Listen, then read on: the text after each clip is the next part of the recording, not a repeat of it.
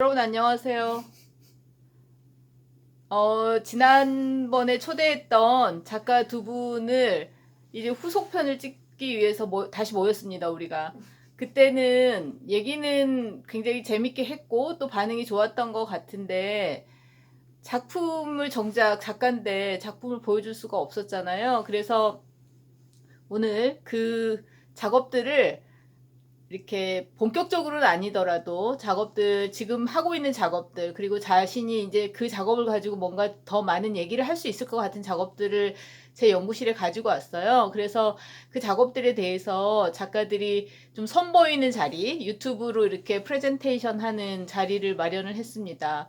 그리고 그 작업 말고도 이 사람들이 하는 작업들이 더 많이 있는데 그런 작업들과 또 비평을 가지고는 이 유튜브에서 후속 영상에서 또 얘기를 하도록 하겠습니다. 오늘은 이렇게 소개하고 또 이제 작업을 한번 이렇게 그 디스플레이 된 거를 좀 보는 식으로 해볼게요. 어떤 작가부터 먼저 할까요? 어주은 씨부터 할까요? 제가 먼저. 네, 알겠습니다. 네, 일단 카메라를 그러면 어주은 씨 자체 편집, 우리는 수동 편집. 이거 네. 돌리면 될까요? 네, 어떻게 해야 되죠? 이거였나?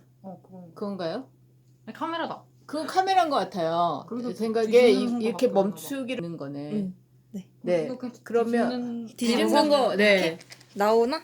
아, 나온다. 네. 아니, 네, 나와요. 그렇죠, 저. 네. 아, 다른 사람 찍으면 돼요. 네. 근데 이렇게 하면 나와. 아니, 아니야, 네가 가세요. 가서 설명을 해봐. 네, 그렇지. 그 방법이 있네. 우리가 왜 잘 보이나요? 셀카를 해야 된다고 생각? 어떻게? 아니야, 내가 하는 게 나을 것 같아. 아, 그래? 아, 그래? 왜냐면 이게 좀 약간 각도가 나가고 있어. 아, 그래. 어.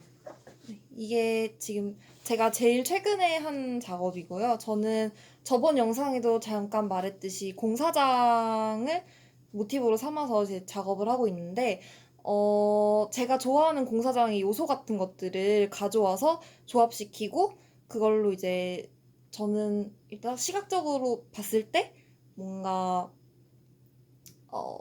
직선적이고 약간 이런 느낌들을 추구하기 때문에 그런 것들이 잘 살아있는 작업이라서 한번 갖고 와봤습니다. 그러니까 공사장의 그런 현장을 현실적으로 그리는 게 아니라 그런 공사장이 가지고 있는 어떤 구조, 네, 맞아요. 뭐 아니면은 조형적인 어떤 요소들을 자기 화면에다가 재구성해 보는, 네네, 그쵸. 그러면 이제 추상이라고 말할 수 있는 거예요? 추상이라고 사실 저는 생각은 크게 안 해봤는데, 음. 뭐 저런 안전봉이라던가, 뭐 라인이라던가, 그리고 공사장에 보면 되게 그 구조 안에 되게 네모난 공간 같은 것들이 많이 이렇게 뚫려 있고 그런 게 보이잖아요. 그런 것들이라던가, 뭐 쇠봉이라던가 그런 것들을 이용해서. 네. 그러면 질문 하나만 던져보자면, 네.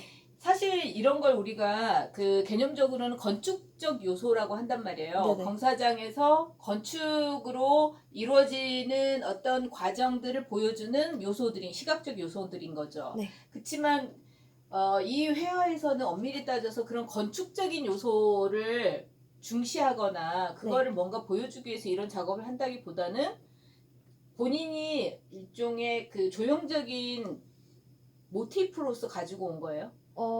네, 그쵸. 뭔가 공사장의 모습 자체를 보여준다에는 그렇게 의미를 두지 않았어요.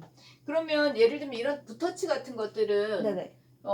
어떤 식으로 자기 자신은 의도를 하는 거예요? 그러니까 제가 이제 공사장의 저런 요소 같은 것들을 표현할 때 되게 단색적이고 최대한 깔끔하게 이제 칠을 하는데 반해서 뭔가 그거랑 대비될 수 있는 요소들을 주고 싶기도 했고, 공사장에 존재하는 그런 혼란스러운 부분이 있는 반면에 되게 정돈돼 있고 일정한 규칙성 같은 것들 좀 대비시켜 봐야 될 것 같아서 이렇게 좀 효과를 줘봤습니다. 오케이. 그 최하란 씨 작품까지 보고 난 다음에 최종적으로는 감상자는 어떨까에 대해서 잠깐 또 질문을 던지면서 오늘은 짧게 끝내면 좋을 것 같아요. 네네. 네, 최하란 씨 작품 볼까요? 연구실 서가 옆에다 이렇게 작품을 놓으니까 그것도 괜찮은 디스플레이 같지 않아요? 그죠? 또 새로운 느낌인 것 같긴 네. 합니다. 네. 카메라 되게 아래로 향해야 되네요. 네. 한번 쭉 보여주시고 그리고 하나하나 얘기해도 좋고요. 네네. 작가 뜻에 따라서 소개해 주면 좋을 것 저는 같아요. 일단 원래 기본적으로 하는 작업은 그 한지 위에 정사각형이 한지 위에다가 그 먹을 이용해서 이렇게 흔적을 남기는 작업을 하고 있는데요. 근데 그거를 디지털화해서 그러니까 디지털 파일화 한 다음에 그걸 다시 컴퓨터로 편집을 해서 그다음에 전개도 형식으로 만들어 보는 작업을 이번에 하게 되었어요. 그러니까 그 자연적인 요소를 약간 인위적인 걸 가미를 해가지고 이렇게 전개도형으로 이렇게 펼친 것과 그다음에 입체로 만들어 보는 그런 작업을 했습니다. 그러면 내가 네. 그냥 그 얘기를 다시 이해해서 정리를 해보자면, 지난번 우리가 영상 작업으로, 영상으로 얘기할 때, 최아란 씨는 먹의 이런 번짐이라든가, 그 천에서 스며들어가 있는 상태 같은 것들은 네. 되게 자연적인 상태? 그러니까 작가가 직접적으로 막 개입해 가지 않는 어떤 걸 의도한다고. 네네. 그러니까 역설이지만, 네. 무의도를 의도하는 거잖아. 네네, 그쵸. 그런 식의 것들이 지금 한 축이 있어요. 그게 네. 예를 들면 본인 작업에서 이런 번짐이라든가 뭐 먹에 그 먹이 건조되면서 입자가 남아 있는 상태 같은 것들일 것 같아. 네네. 그죠? 근데 그게 자연적인 어떤 그 결과라면 그거하고 반대되는 차원에서 이 전개도라고 하는 되게 로지컬하고 또 조형적으로 봤을 때 되게 규칙적으로 보이는 것들을 도입했다. 네. 그래서 그 두 개가 되게 성질이 다른 건데 네네. 그걸 하나로 한번 합치는 조형 실험을 하고 네네. 있다. 이렇게 이해하면 되는 거예요? 네, 사실 그 이 전개도의 중간 과정에 사실은 이 입체의 조형물 이거 한 번만 잡아주겠어요?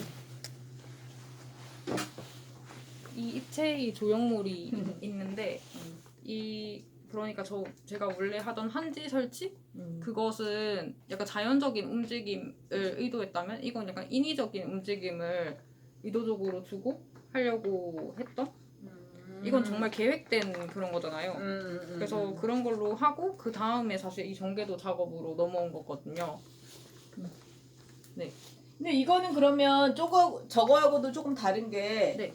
작동을 하는 운동성이 있는 거잖아. 네, 그지? 그쵸. 그러니까 이게 막 그 기계 장치의 운동성은 아니고 예를 들면 누군가가 이걸 작동시키면 퍼포머가 있다면 이게 움직이는 거잖아. 네. 그지? 움직임은 그리고 시간의 문제거든요. 그러면 저 작업들하고 되게 출발점은 있지만 공통된 출발점을 갖고 있긴 하지만 요소들이 계속 추가되는 것 같은데 최근 작업으로 오면서 그지? 네. 오케이. 오늘 작업들에서 지금 그러니까 두 사람을 보건대 두 사람 작업을 보면 사실 그 영상을 보는 사람들도 아마 그런 걸 느끼겠지만 카메라가 여러분 너무 기울었어요. 제가 아무리 기울게 그래도 들고 우리가 있어서. 그 카메라의 프레임은 좀 봐야 되지 않겠어요? 우리 서로 다 들어오고요. 네. 근데 두 사람 작업들을 우리가 이게 되게 이제 격식을 차리거나 뭐 전시 방식으로서가 아니라 내 유튜브의 좋은 점은 그 오디언스들이 그렇게 얘기를 하더라고. 연구실에서 바로 옆에서 현장에서 얘기하는 거 그리고 작업들을 보는 그런 부분이 있어서 오늘은 뭔가 그 다 완숙하게 정리되어 있는 상태로서가 아니라 일부러 여러분에게 두 작가가 지금 막 실험하고 있고 또 어떻게 보면 완결된 게 아니라 지금 자신이 의도하거나 아이디어를 갖고 있는 것들을 해보는 단계의 작업들을 좀 보여드렸는데요. 두 작업에서 다 내가 보기에 좀 흥미롭게 생각하는 부분은 기본적으로 우리가 회화에서 그 기대하는 시각성이 있잖아. 그러니까 뭔가를 표현하고 뭔가를 주어진 어떤 형태가 아니라 변용하거나 다듬거나 또 재구성하는 어떤 과정들 같은 것들을 두 작가한테서 다 볼 수 있었던 거. 그게 되게 의미 있는 부분이야. 근데 이제 그것들을 지금 현재는 이렇게 시도를 했는데 그거에 메시지가 담긴다든가 특히 이제 최아랑 같은 경우 카메라 계속 이렇게 된다니까요. 안 보이는구나. 팔이 안 보여. 네, 아란 씨가 들어볼까요? 그러면 우리 여기 두는 건 좀 그럴까요? 그것도 이거 괜찮을 것 너무 같아요. 팔이 아프니까. 네, 뒤로 쓰세요. 그러면. 좀 멀어지면 다 등장. 네. 여러분 우리가 이렇게 자체 수동 편집하는 걸 이해해 주세요.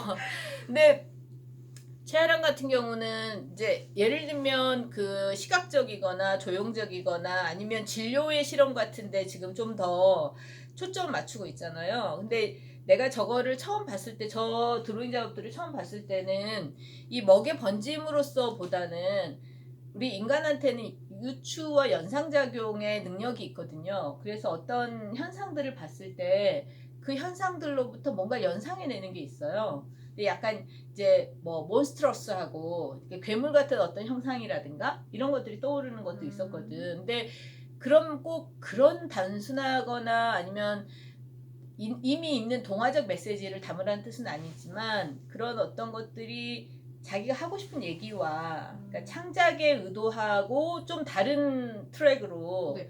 그런 게 같이 좀 섞여들어도 좋지 않을까. 오히려 그러니까 계속 작업을 해나가는 데는 그게 되게 중요한 동력이 될 수 있거든. 왜냐면 인간은 자기 안에 하고 싶은 말이 있거든요. 이렇게 실험을 해봐야지라고 하는 되게 학습된 목표 말고도 그런 부분을 조금 찾아보면 좋을 것 같다는 생각이 들어. 아니면 이 작업에서는 아직 나타나지 않았지만 있다면 그 부분을 조금 더 발견해내는 것도 필요한 것 같아. 그러면 작업을 보는 감상자 입장에서도 여러 통로 속에서 접근해 들어갈 수 있거든.